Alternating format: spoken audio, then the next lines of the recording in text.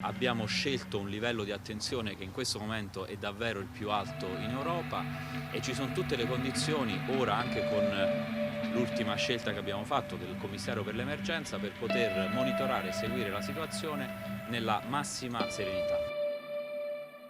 Delle misure ulteriori di contenimento per impedire l'allontanamento dal comune, dall'area interessata da parte degli individui che sono individuati come nelle aree in questo momento che possiamo considerare di focolaio. Siamo sulla stessa barca.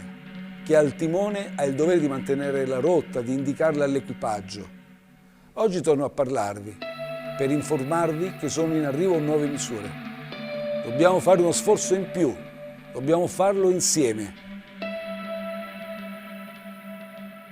Ma purtroppo tempo non ce n'è. I numeri ci dicono che stiamo avendo una crescita importante dei contagi, delle persone ricoverate in terapia intensiva e subintensiva e anche, ahimè, delle persone decedute.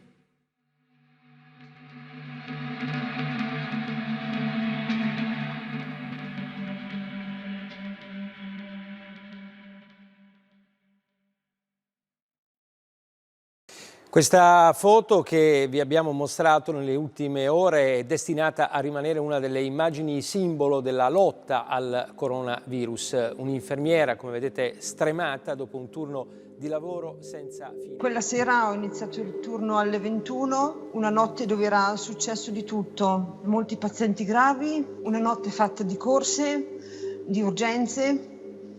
E tra un paziente e un altro dovevamo cercare di aiutare tutti. Come ogni turno abbiamo incontrato sguardi angosciati, sguardi che chiedevano aiuto, la paura.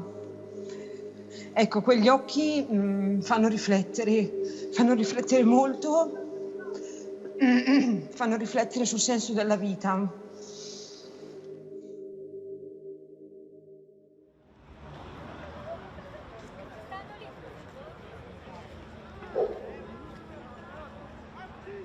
A fine febbraio dello scorso anno noi avevamo raggiunto di nuovo un picco di presenze in carcere particolarmente alto. Eravamo tornati a 61.000 persone all'interno delle carceri e il numero di posti disponibili è sempre stato lo stesso, intorno ai 50.000, a cui vanno sottratti quelli che non sono poi realmente disponibili per lavori interni, quindi sono sui 47.000 quelli veri. Quindi questa era già una situazione di sofferenza, diciamo, spaziale, numerica, di persone ristrette all'interno di situazioni in cui tutti quei messaggi che venivano detti fuori, è importante il distanziamento, è importante non condividere bagni e cose di questo genere, vedevano una impossibilità di attuazione all'interno degli istituti. In questo clima inizia una sensazione un po' di panico del tipo chiudiamo tutto, chiudiamo tutto. Si parlava di chiudere qualunque permesso, qualunque semilibertà, proprio di chiudere il carcere in quanto tale. I permessi per loro sono bloccati. Sì, tutto bloccato. Quindi voi non avete notizie, sapete solo che sta succedendo una rivolta. Oggi hanno pure detto che un cristiano è morto, non lo dicono neanche, capito? Capito sti infami. È morto uno magari non sa manco chi è morto, cioè, magari c'ha la famiglia a casa, c'ha i parenti. E questa questione ha determinato un acuirsi di una doppia ansia, l'ansia di stare in un luogo chiuso e l'ansia di stare in una situazione in cui se entra il contagio possibile non ho scampo.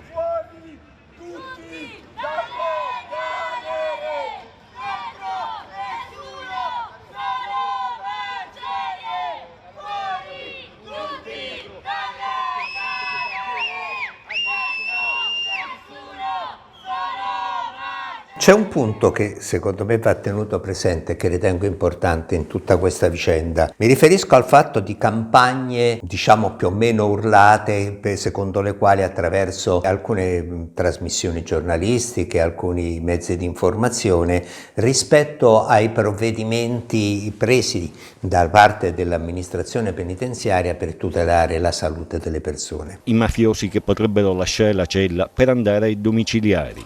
Una circolare del DAP chiede infatti ai direttori delle carceri di segnalare per la pena alternativa gli ultra settantenni o i detenuti con particolari patologie. Questi provvedimenti di diminuzione del numero di persone in carcere e di attenzione alle persone che potevano essere più esposte delle altre hanno voluto leggere invece cedimenti rispetto alla criminalità organizzata, con numeri molto lanciati del tipo più di 300 persone appartenenti alla criminalità organizzata hanno in questo modo ottenuto di poter dominare al proprio domicilio e via dicendo. Bene, alcune persone sono tornate in carcere, si è visto come questo fosse, come dire, un successo, salvo il fatto poi di notare che innanzitutto in alcuni dei casi mancava pochissimo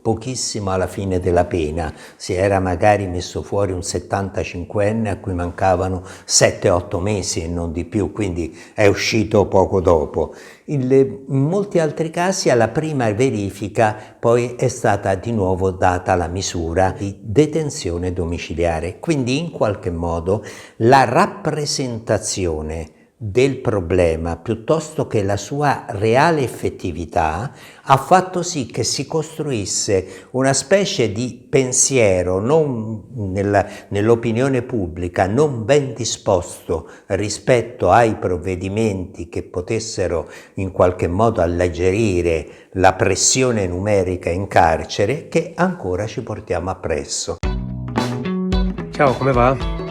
Momento sempre delicato, eh? Ma perché non stiamo un po' a casa? Tutti a casa?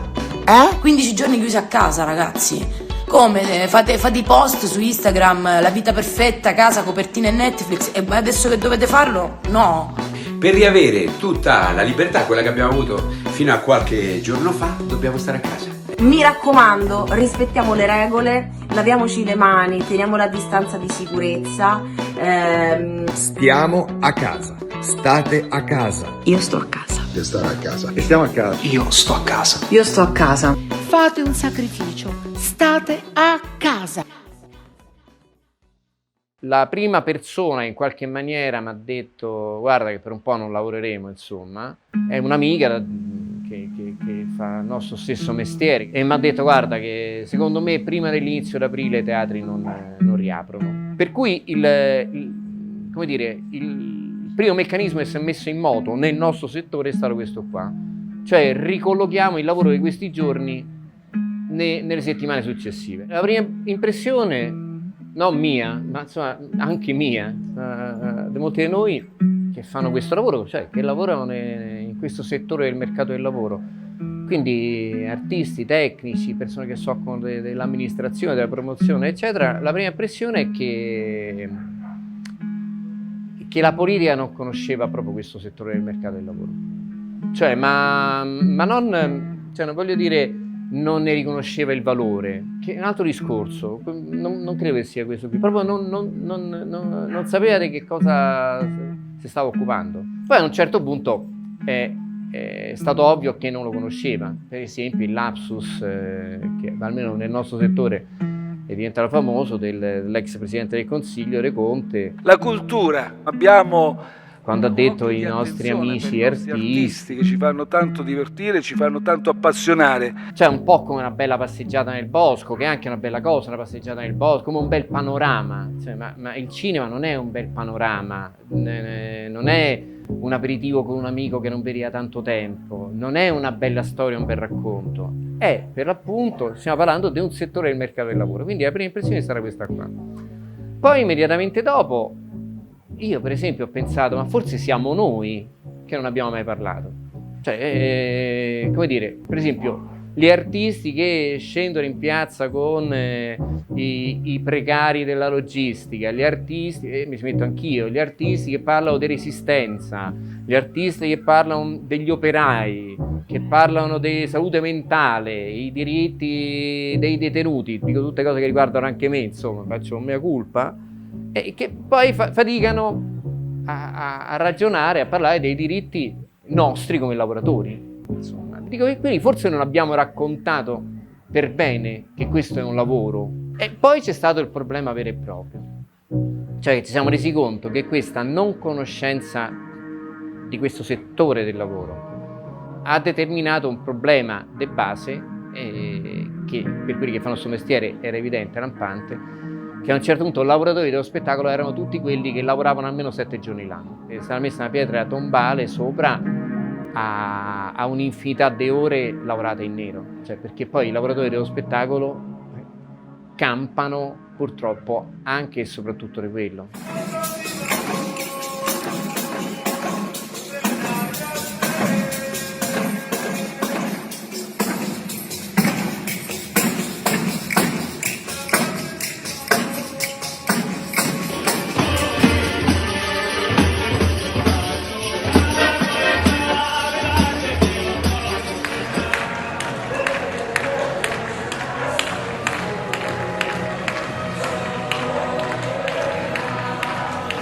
Io canto l'inno nazionale italiano. Tutti cantiamo tutti insieme.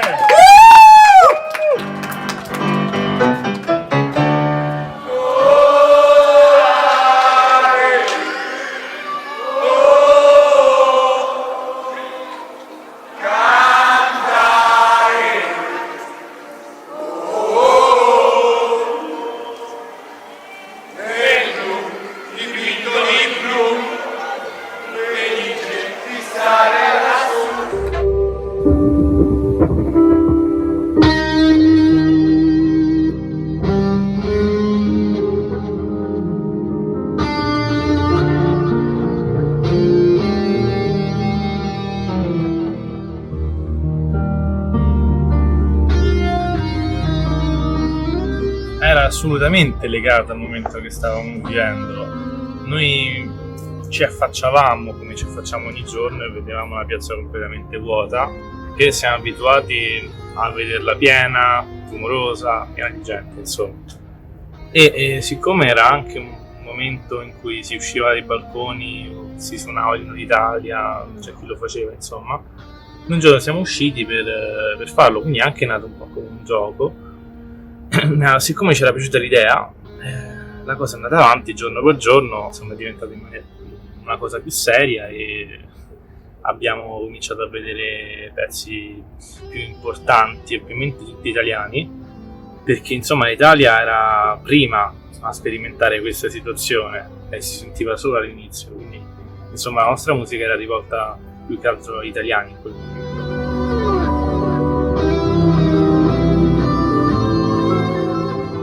Prima si pensava che non si ritornasse a una situazione di lockdown, si pensava all'inizio che forse sarebbe stato tutto finito, invece no, abbiamo continuato in questa direzione e ci siamo insomma adattati e speriamo sempre per il meglio e per quanto riguarda me invece la mia vita è totalmente cambiata dall'inizio, che suonavo anche solo per me stesso e basta, era solamente un passatempo suonare, è diventato lavoro, quasi una sorta di responsabilità, possiamo dire, perché ho notato insomma che aiutavo le persone mi ringraziavano e io all'inizio pensavo anzi di rimanere insomma noto solamente tra le persone del quartiere, e invece è andato a finire anche oltre l'Italia.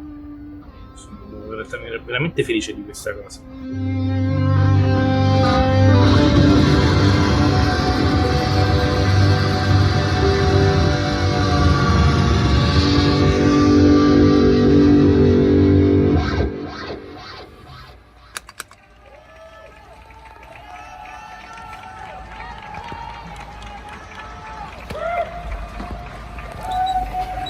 Soddisfatto? Sì. Anzi, oggi più applausi del solito, però.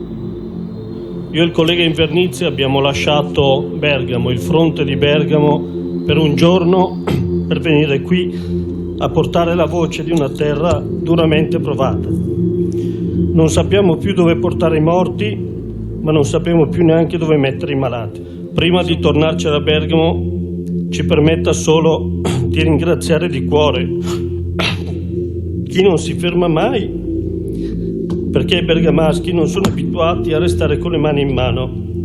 In questo momento centinaia di volontari, alpini, idraulici, elettricisti, imbianchini, i ragazzi della curva nord dell'Atalanta, stanno allestendo un ospedale da campo nella fiera di Bergamo. Aziende, associazioni, semplici cittadini stanno donando milioni di euro agli ospedali bergamaschi. La protezione civile dei comuni non si ferma un attimo, i sindaci e i consiglieri sono tutti in prima fila. Grazie di cuore, grazie davvero a tutti, perché noi non ci fermeremo mai. Grazie.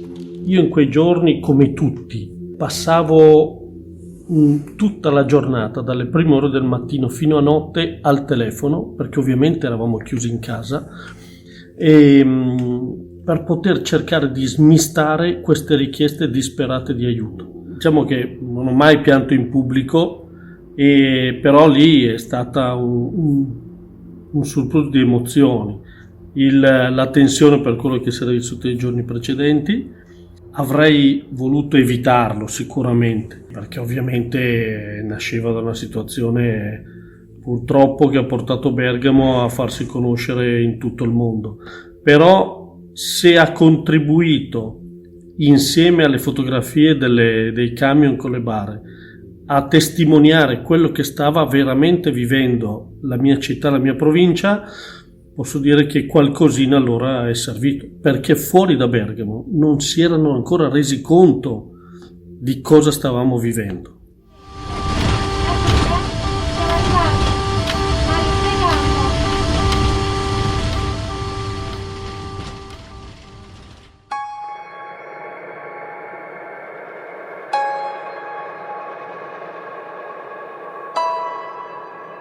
Ci siamo accorti che non possiamo andare avanti ciascuno per conto suo, ma solo insieme.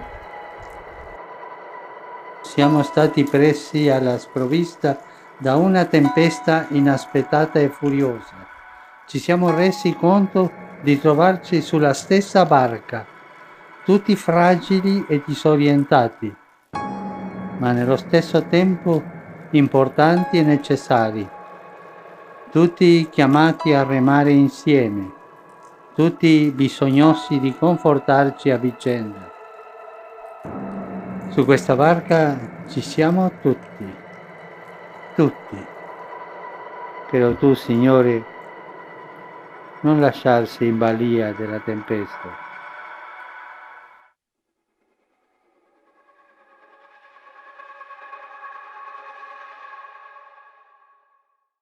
Guarda, se tu mi chiedi se siamo sulla stessa barca, a me mi suona nell'orecchio l'intervista che ho fatto a un lavoratore di uno di questi negozi che vendono cretinate, diciamo così. Io non capisco come alcuni negozi siano rimasti aperti quando chiudono tutti.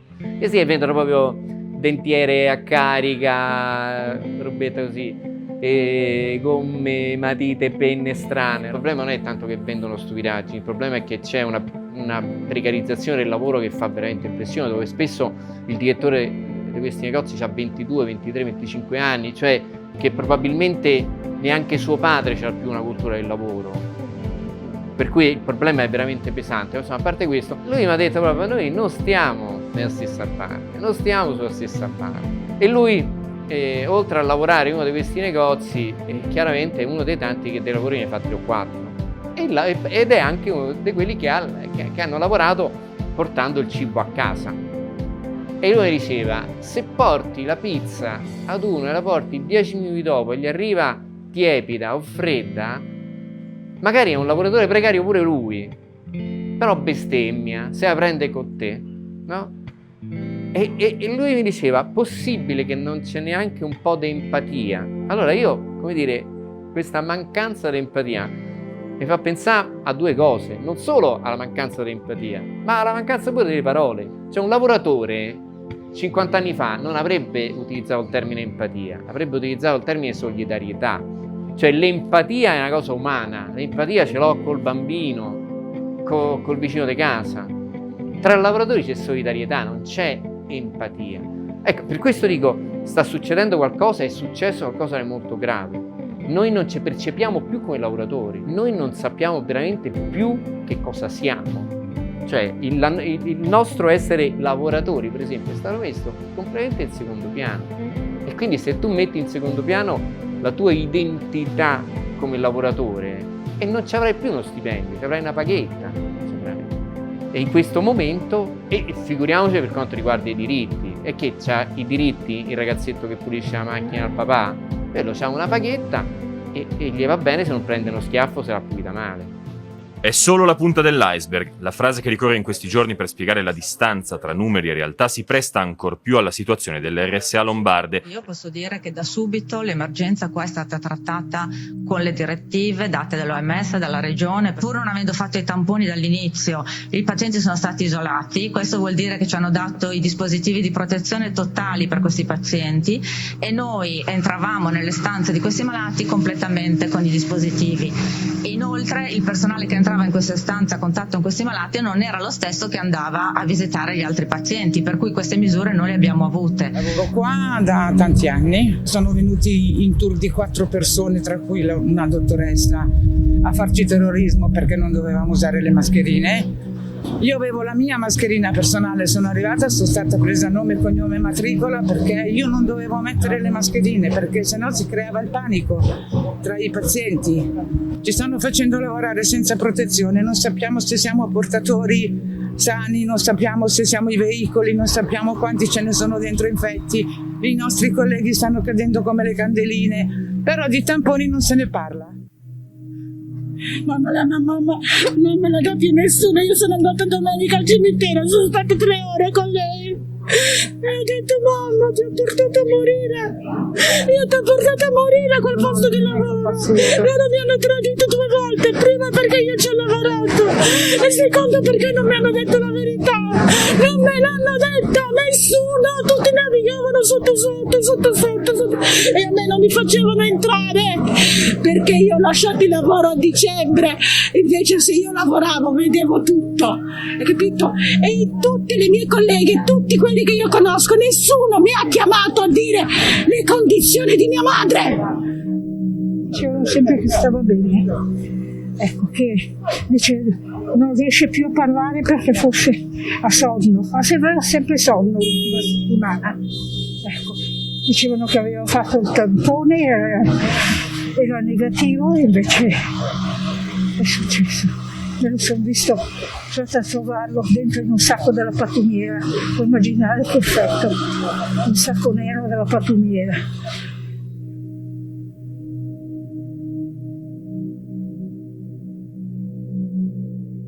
A me la cosa che ha fatto veramente impressione, un'impressione enorme, è il rapporto che abbiamo con la morte e con i morti proprio, cioè con i corpi dei morti.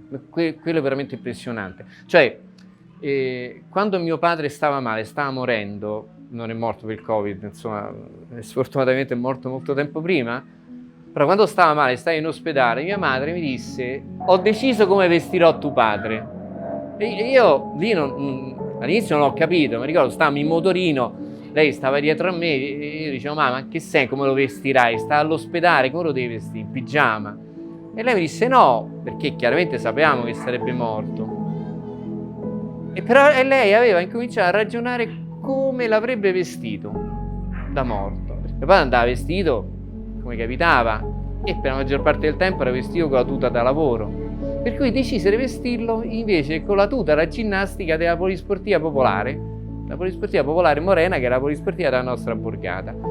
E fu impressionante perché tutti quelli che entravano lo vedevano vestito così, però lo riconoscevano. E come dire, riconoscerlo in quel momento significava poterlo salutare e poter salutare la persona giusta, cioè la persona che ho conosciuto nella vita.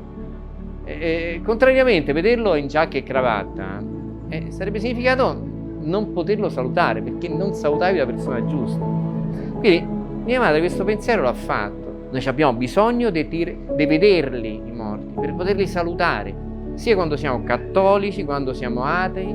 Cioè, è proprio un bisogno umano, vedere il corpo. Quanto è cambiata la nostra percezione di alcune storie nel momento in cui abbiamo visto alcune fotografie. E io penso alla fotografia di Federico Aldrovandi, di Stefano Cucchi. No, quanto è cambiata la nostra percezione dell'idea stessa della violenza. Allora, non aver visto quei corpi, ma neanche da morti, da prima ancora che morissero, e averlo accettato, noi invece abbiamo accettato di abbandonare i morti prima ancora che fossero morti.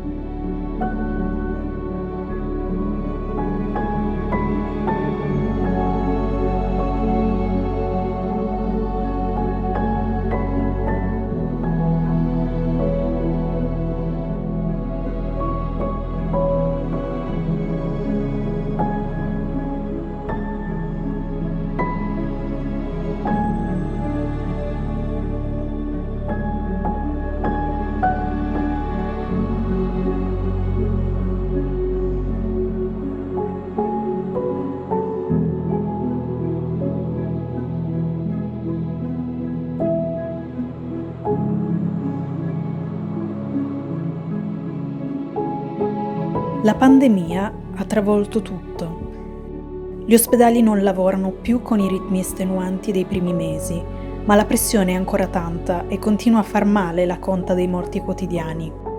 Le scuole e le università sono deserte e con non poche difficoltà procedono da remoto. Non ce la fanno cinema, musei e teatri e tante altre attività.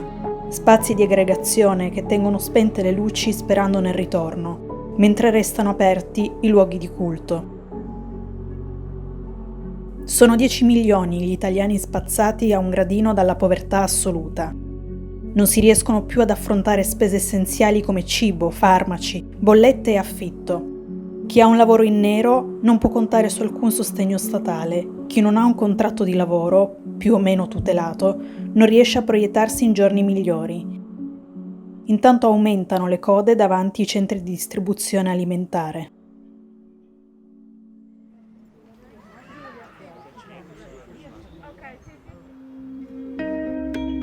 Noi siamo nati a marzo del 2020, proprio all'inizio del lockdown. Il nostro momento che ricordiamo come un momento che ci ha determinato questa scelta è stata la rivolta di San Vittore sotto al carcere, quando appunto i detenuti si sono rivoltati, sono saliti sul tetto. In quel momento a Milano avevano dato appena la notizia della zona rossa e ci siamo resi conto che dovevamo fare qualcosa veramente di importante per la città.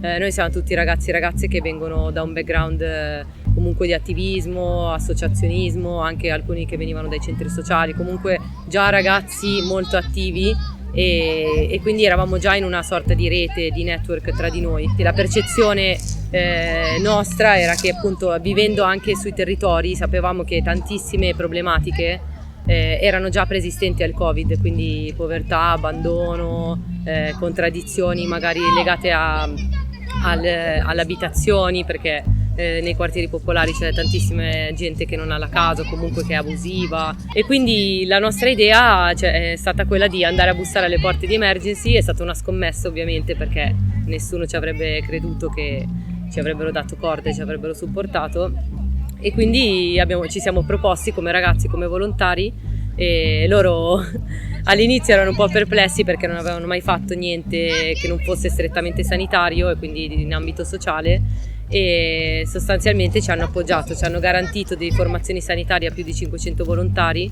che hanno iniziato a scendere in strada, e automaticamente ci siamo divisi in brigate che corrispondevano ai municipi della città, quindi 9 brigate inizialmente, che rispondevano a un centralino unico che dirottava le chiamate sui territori. Emergency non si è mai occupata di cibo, quindi è una cosa nuova. L'abbiamo fatto perché in quel momento abbiamo visto che tante delle organizzazioni che hanno sempre fatto questo, cioè hanno sempre fatto programmi di supporto alimentare, avevano chiuso. e proprio nel momento clou in cui c'era più bisogno non c'erano più queste organizzazioni che distribuivano cibo. Stavamo in quel momento dando un supporto alle famiglie che erano bloccate in casa e avevano bisogno di fare la spesa. Cioè, le persone pagavano per la spesa ed erano soprattutto piccole famiglie, soprattutto anziani. Poi con il procedere del lockdown le cose sono un po' cambiate. Intanto le persone hanno cominciato a non avere più i soldi per pagarsi la spesa. È da lì che è nato Nessuno Escluso, cioè verso maggio ci siamo resi conto che le persone che prima ci chiedevano di fare la spesa con i loro soldi non avevano più i soldi per fare la spesa. Non pensavamo che era così, non pensavamo che proprio a ridurci in questa maniera qui. Pensavo ci fosse una cosa 1 mese, 2 mesi. È un problema, poi anche chi ha famiglia, io ho 3 figli, nonostante che hanno studiato, c'hanno un diploma, però non riescono a trovare. Dicono manda il curriculum via email, una volta potevi presentarti e parlare di persone, poi non ti chiamano, o ti fanno un contratto 1 mese, magari sostituzione, non te lo dicono, fai il mese di prova, poi dopo andiamo avanti, finito il mese, ciao, mi dispiace, sempre le solite menate, sei a spasso. Per noi è un'umiliazione venire qua, tra virgolette, prendere... Però no, meno male che ci sono le immagini, meno male, perché sennò ti dovevi rovinare per forza, non è che tu ti vuoi rovinare, eri costretto a fare qualcosa se non c'era il pacco, ti rovinavi, facevi qualcosa in Dio tu per mangiare, cosa facevi se non ci fossero stati questi aiuti qua? Ci ha rovinato, ci ha distrutto, speriamo di rialzarsi tutti quanti in fretta, perché sennò è veramente dura. Il silenzio di Milano di quei mesi credo che abbia toccato un po' tutti. Solo il rumore delle ambulanze, eccetera, insomma è stato abbastanza duro. Però ha tirato fuori anche un po' di la solidarietà, cioè mi fa piacere vedere che anche qua oggi ci sono persone che sono sia beneficiari, ma dall'altra sono anche in mezzo a noi che ci aiutano a scaricare le scatole, a distribuirle. Questo è una cosa che ci portiamo dietro dal lockdown. Quello che devo dire che ha cambiato un po' me è stato un po' sia la riapertura che c'è stata a maggio-giugno. Lì ho percepito che qualcosa in me era cambiato, nel senso rivedere le strade piene, non sapere più bene, cioè ricominciare a socializzare, a stare con gli altri. Ho iniziato a capire che sì, i 60 giorni mi avevano comunque colpito. È stato un periodo molto introspettivo sicuramente, dove la gente anche ha potuto riflettere, però lo scambio con l'altro è mancato e sì, io l'ho percepito, cioè, a partire da me, anche dai miei amici, dalle mie amiche, questa cosa molto forte. Infatti mi chiedo tantissimo le generazioni che sono state colpite, soprattutto le più giovani, da questa pandemia, con quali strumenti potranno affrontare una riapertura, perché i ragazzi del liceo, i ragazzi dell'università che hanno fatto tutto da casa e hanno interrotto in una fase anche di crescita tutti i legami, è un dato di fatto molto forte, e il fatto che comunque non se ne parli di questo, non ce ne sia occupati abbastanza, mi ha fatto pensare.